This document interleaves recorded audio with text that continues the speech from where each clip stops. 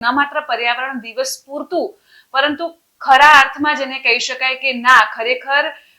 આપણે કહેવાય ને કે તમને પણ ખ્યાલ છે કે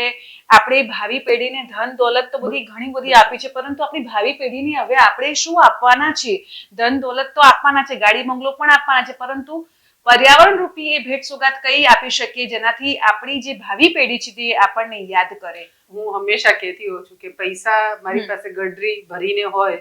કરોડો રૂપિયાનું સોનું હોય, આ બધું જ છે, પણ હું જયારે આ દુનિયામાંથી વિદાય લઉં ત્યારે આમાંનું કશું જ લઈને સાથે નથી જતી. એમ પર્યાવરણ એ એવી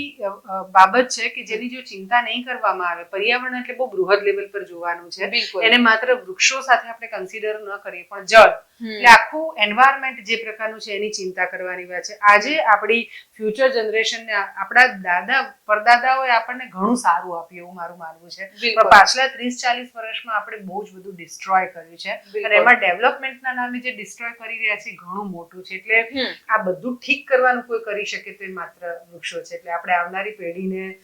મબલક પ્રમાણમાં વૃક્ષોની દોલત આપીને જઈએ પાણીના તળ, એવું મને એમ લાગે છે કે ખરી ધન સંપદા આપણે આપણી આવનારી